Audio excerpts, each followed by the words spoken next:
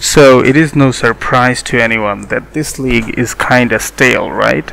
Well, I had my fair share of fun this league with different builds. I completed the Atlas and stuff and was farming Alva rooms and all, but I think lack of content kinda got to me and I left the league early. As I was trying different other games, I realized I never actually bothered with the voice lines of Marauder. Specifically, how does Utula refer to Marauder? Because I know for other classes Utula generalizes them by calling them an outclass. But Marauder is not an outcast. He was a slave. So that was the whole deal. I wanted to try Marauder, maybe play him until Act 6, and then put the game down for this league.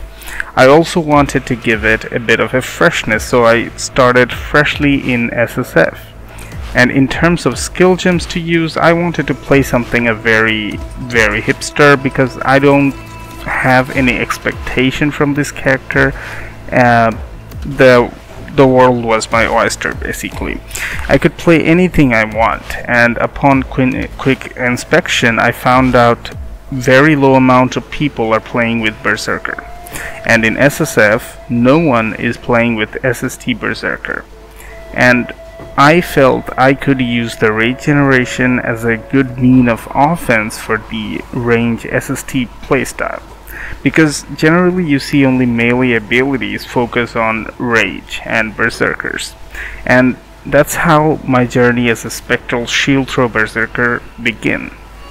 So leveling was straightforward for me. I'm going to play as a Spectral shield throw character, so I'm definitely going to level with a shield skill, namely Shield Crush. Although it's a melee gem compared to SST, the general scaling was similar. Both needed me to shield as high armor and evasion, or the combination of both as possible. I set up my loot filter to show only shields with armor and evasion, and leveling was fine mostly. Although there are faster ways to level, but I like to immerse in the build from the start, so I generally level up with a skill or a similar skill to the one I will be using. So Shield Crush took me from Act 1 to Act 3, actually until level 28, where I immediately switched to SST, and for a one-to-one comparison it felt that SST was much better, which is kind of obvious because it's a 28 level gem, and generally 28 level gems are better than level 1 gems, and the ability to shoot from a range really helps a lot compared to hitting the enemy from a melee range, right? So my leveling tree was mostly rushing to few close by physical damage nodes, as I was playing a physical build, some accuracy nodes as well, and the rest to defense. My thought process with Berserker is completely a glass cannon DPS ascendancy. As you can see, we got 4 points on rage, 2 points on 40% more damage. It was sheer power but no defense. So I wanted to complement it with some defensive tree. Now I was going super slow and did my normal lab, I think at level 37. It was pretty easy, and now I can generate rage, which is a very powerful buff, underrated on many cases as well as in this game. As I started playing with rage, I was starting to get in the flow. Up until then, I mainly was focusing on listening to NPC dialogues, trying to figure out what different things they have to say to Marauder. By the way, you will be surprised how many Marauder specific voice lines are recorded in this game. But that's beside the point. The ability to use rage made me do more damage, faster attacks, faster movement, and because you generate a rage every 0.3 second, you fill up your rage stack pretty fast. At this time I was wondering I may actually play this character for a while. I continued onwards with the campaign, replacing the shield with better ones that dropped. By Act 6 I took both the point blank and precise technique nodes, which increased my damage immensely. I also got a lucky 5 link from Necropolis at Act 7, which is great, and it allowed me to run my Cruel Lab, and I took the triple buff effect of Rage node because I was enjoying the Rage, so I actually went full on with Rage. So as I was progressing further, Aracali went down, then Solaris and Lunaris. They were all pretty easy. At the start of Act 9, I was very lucky to get this amazing boot from Necropolis. Truly, Necropolis is a very good league for SSF. We continued onwards, killed Shakari, then Trinity, then Act 10 Violenta, Avarias, and then our final boss of the campaign, Act 10 Kitava.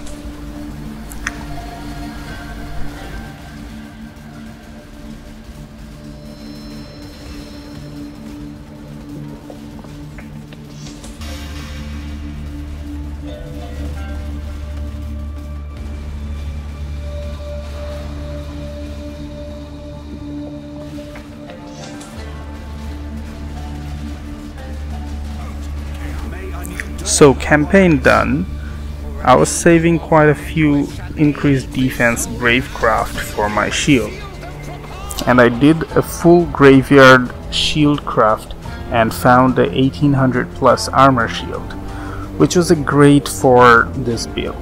Now after campaign I stopped even looking at evasion or armor, or like armor evasion hybrid shields and was solely looking for colossal tower shields, because they had the highest base armor.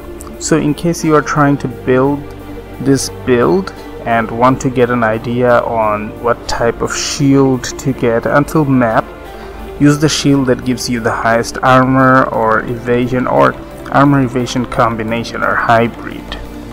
A general rule of thumb that I could come up with would be in Act 10 you need 50 armor, on Act 2 90, Act 3 140, Act 4 180, Act 5 250, Act 6 320, Act 7 410, and Act 8 520.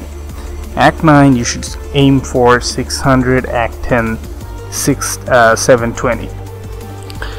This should be your goal as armor or evasion or a combination of both. From mapping onward, you should be aiming for higher than those rows that I've mentioned. Right now in mapping, if I was considering a shield, I would consider only 800 plus to be the minimum armor that I should be even looking at.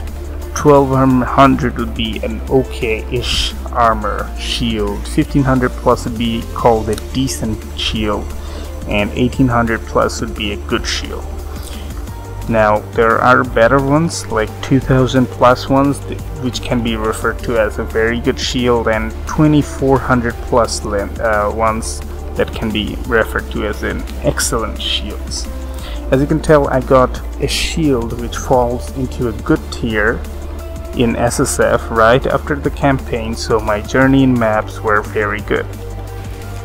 But I was dropping 800 plus armor shields in Act 10 as well as early white tier maps, so you will not need to worry that much. Even if you don't get lucky, you are going to get decent enough shields as you progress. So as I was progressing further and did my Mark Lab, I continued onwards with mapping. I took the Atlas tree, the nodes on Harvest, Betrayal, and Strongbox, and as I was going to higher tier maps, I realized I need to get a bit better defense. So it's a good time to talk about the gearing. So I was using mostly with life and res, with some fizz damage added in the rings.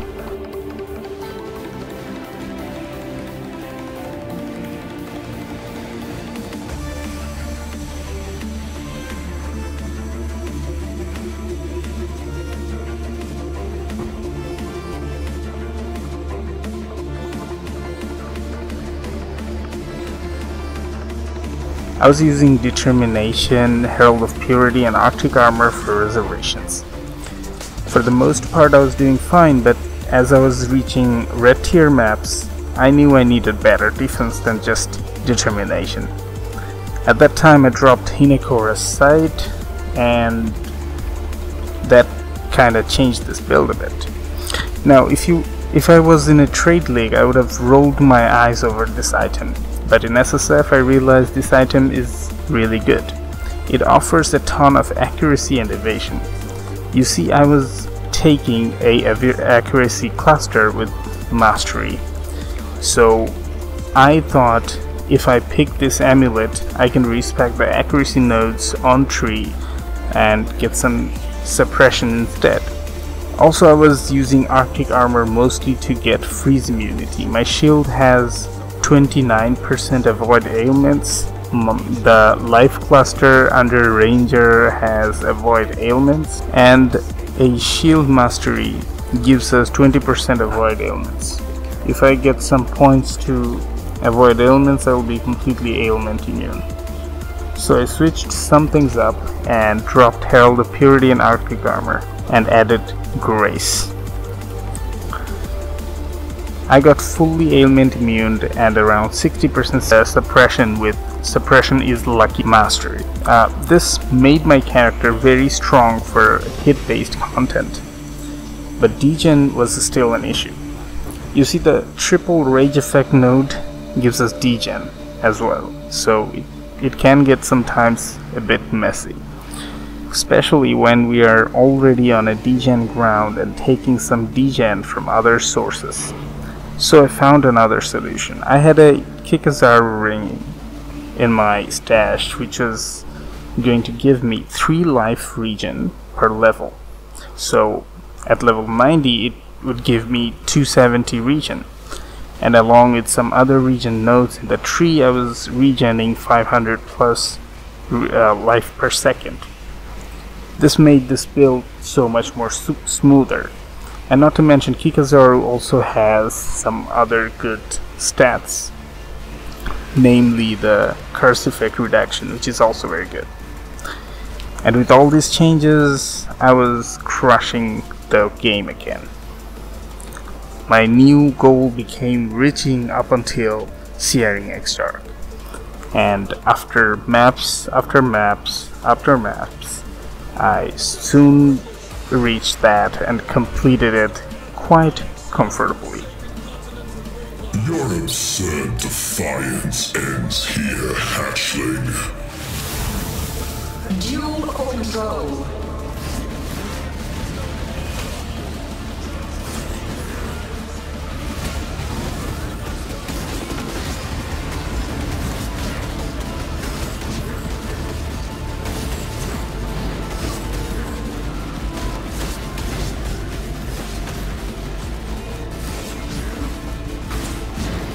Annihilation. Disintegration. Cleansing.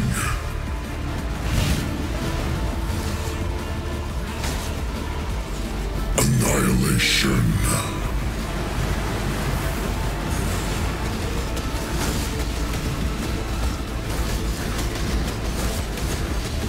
Annihilation. Incineration. Disintegration. Cleansing. Annihilation.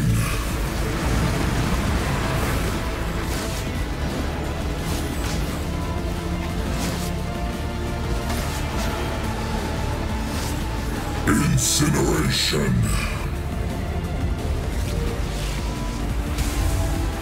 Disintegration.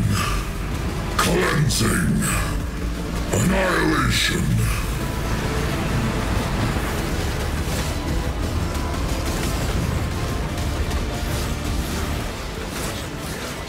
The fires of 1,000 suns. You do not have the strength, hatchling. That may be, but I am not alone. How pathetic.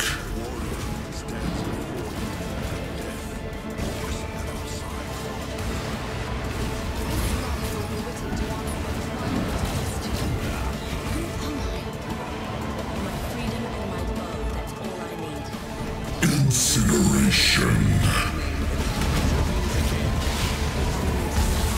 Disintegration. Is that...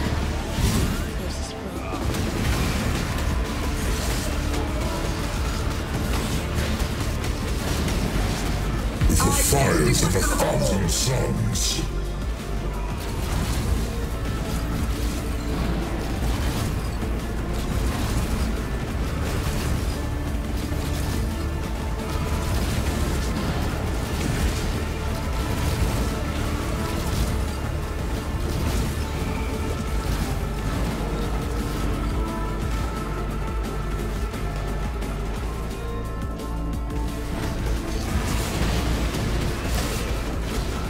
Annihilation. Disintegration. Cleansing. Annihilation.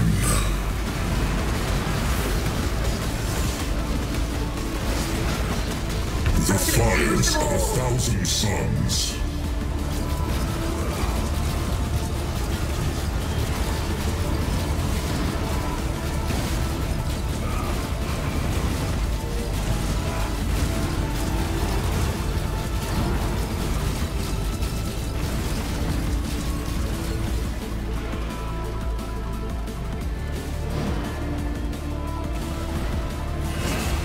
Annihilation.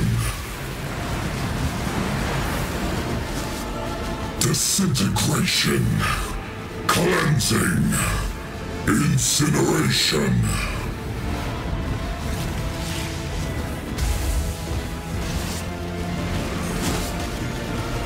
Annihilation.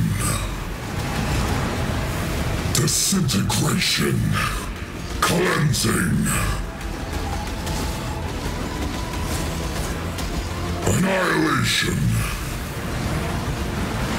Incineration.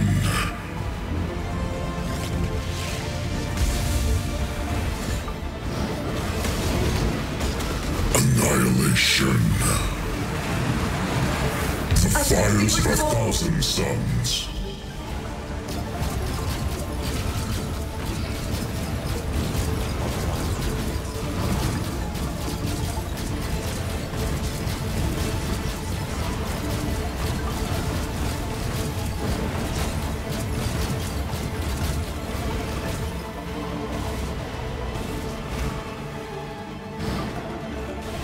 Annihilation.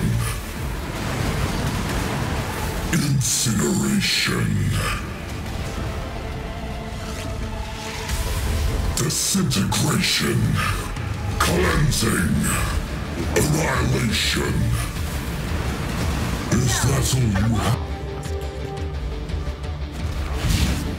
Annihilation.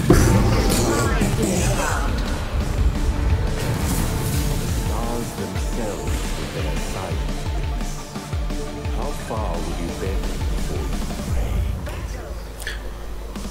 So, it was a very fun and surprising build for me. I would definitely like to try it out again in the future.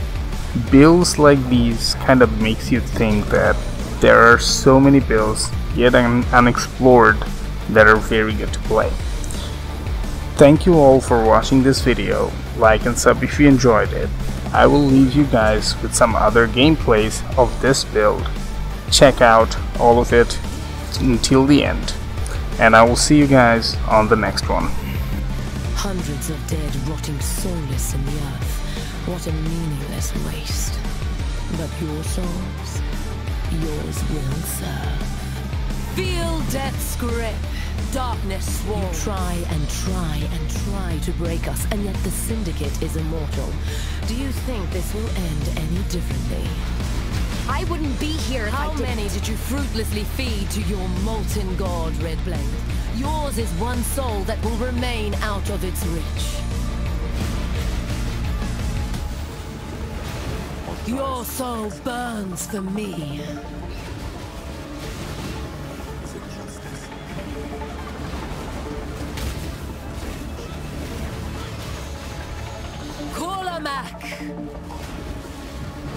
Feel Death's grip. Death will never come for an immortal. You're no immortal. You're a thief. Nothing more. You were a potent soldier, Camarian. But our cause was Now, for your service. I give you Your what soul you never burns gave your for me. victims. A quick death. the stars themselves bear silence. How far will you take? Your soul burns for me.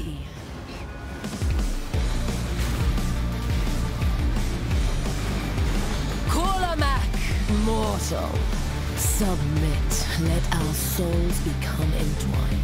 We must persevere. Too much hinges on this.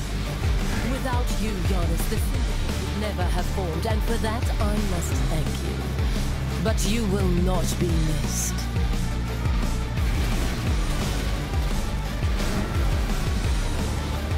Your soul burns for me.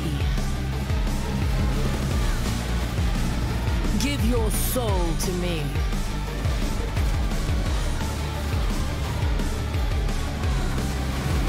Your soul burns for me. Give your soul to me.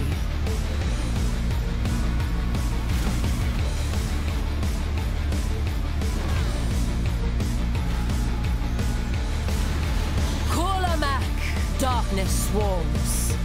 Your hopeless cause will destroy you. My cause fuels me. We are not so different, Tora. We both killed for the good of Rayclast. But now your hunt is over.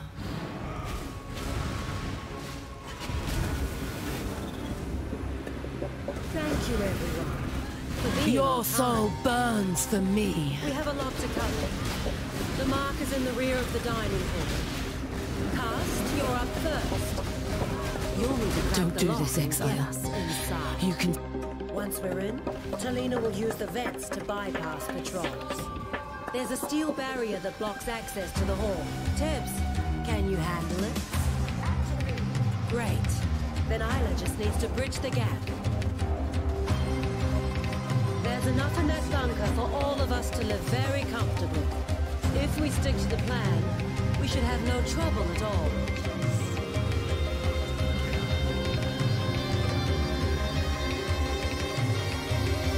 If we stick to the plan.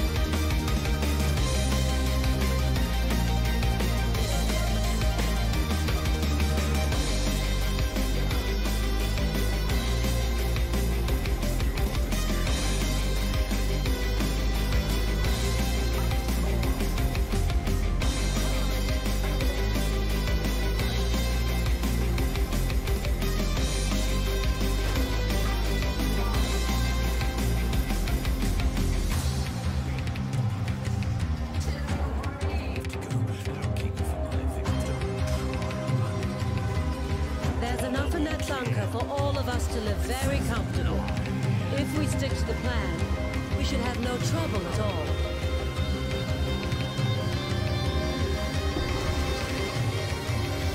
If we stick to the plan. Go on, then. Chat to more about this. Areas of the southern lady with a shotgun. She is anything but no fast. She needs us to defend her house by fighting off 4 waves of zombies, 4 fences around the area. And once we've done that, we need to go and kill 4 dry zombies, 4 wet zombies, 4 slow zombies, and 4 crunchy zombies. There are 4 locations around the town. Right, this is the center. You know this is the center. Avoid calling yourself an MMO, because you will do the exact thing that MMOs are used to like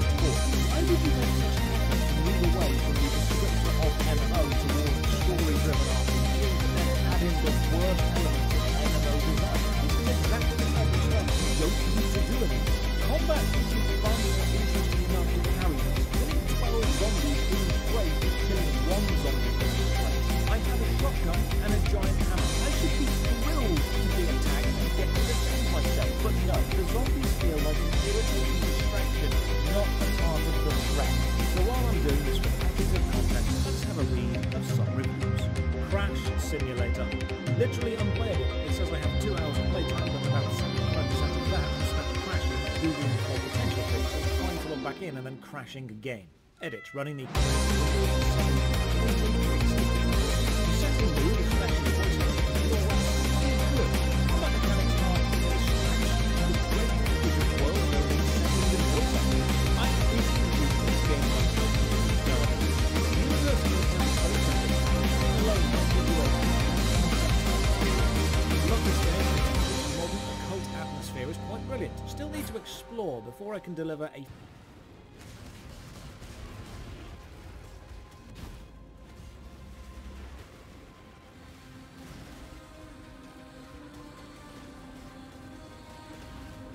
The trap of tyranny.